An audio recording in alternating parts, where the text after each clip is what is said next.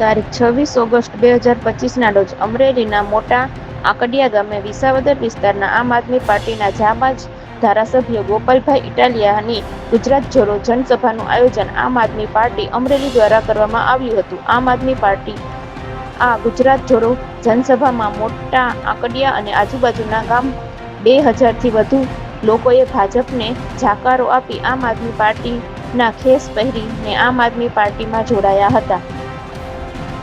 આ પ્રસંગે આમ આદમી પાર્ટીના વિસાવદર વિસ્તારના ધારાસભ્ય શ્રી ગોપાલભાઈ ઇટાલિયા, આમ આદમી પાર્ટીના જિલ્લા પ્રમુખ નિકુંજભાઈ સાવલિયા, કાંતિભાઈ સતાશિયા, કામરેજના આમ આદમી પાર્ટીના જેડી કથિરિયા, જયદીપભાઈ પાંચાણી, સુખાભાઈ વાળા, લાલજીભાઈ બોલર, મેહુલભાઈ માલવિયા, હિરેનભાઈ વિરડિયા, કિશોરભાઈ વઘાસિયા, રમણીકભાઈ વિસાવરિયા, ધર્મેશભાઈ કાનપરિયા, સંજયભાઈ સોરઠિયા, વનરાજભાઈ વાળા, કશ્યપભાઈ વાળા અને અસંખ્ય નામી અનામી કાર્યકર્તાઓ બોડી સંખ્યામાં હાજર રહ્યા હતા. બ્યુરો ચીફ ઇલિયાસ કપાસી, અમરેલી.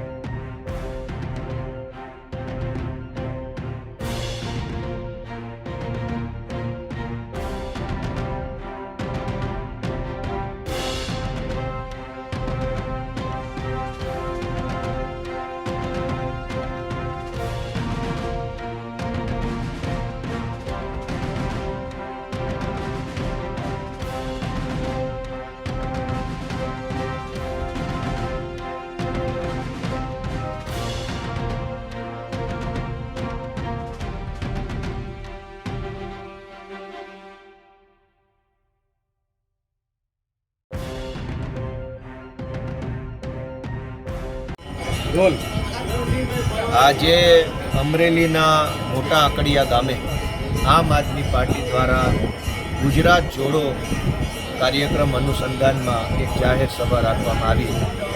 આ જાહેર સભામાં મોટા આકડિયા ગામના લોકો, આજુબાજુના અનેક ગામમાંથી ખૂબ મોટી સંખ્યામાં ખેડૂતો, આગેવાનો, યુવા દોસ્તો અને મહિલાઓ આ કાર્યક્રમમાં ઉપસ્થિત રહેલ હતા. જે રીતે ગુજરાતમાં ભાજપની આખી સરકાર નિષ્ફળ ગઈ છે, ગામડું, ખેડૂત અને ખેતી બાબતે સરકારનું વલણ બિલકુલ ખરાબ છે, ત્યારે ગામડાના લોકોમાં, ખેડૂતોમાં ખૂબ રોષ જોવા મળે છે, ખૂબ અસંતોષ છે. અને તેના કારણે ગામડાના લોકોને હવે, ખેડૂતોને હવે વિસાવદરથી જે વિકલ્પ મળ્યો છે એ વિકલ્પ તરફ તેઓ ખૂબ આકર્ષાઈ રહ્યા છે, જોડાઈ રહ્યા છે.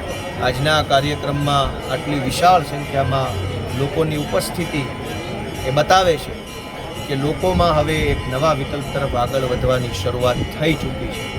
આવનારી તમામ ચૂંટણીઓમાં, ચાહે તાલુકા જિલ્લા પંચાયતની હોય કે વિધાનસભાની ચૂંટણી હોય, આવનારી તમામ ચૂંટણીઓની અંદર ભાજપને જાકારો મળશે અને જનતા પોતાના હક અધિકારોનું રક્ષણ કરી શકે એવી સરકાર બનાવવા તરફ આગળ વધી રહી છે.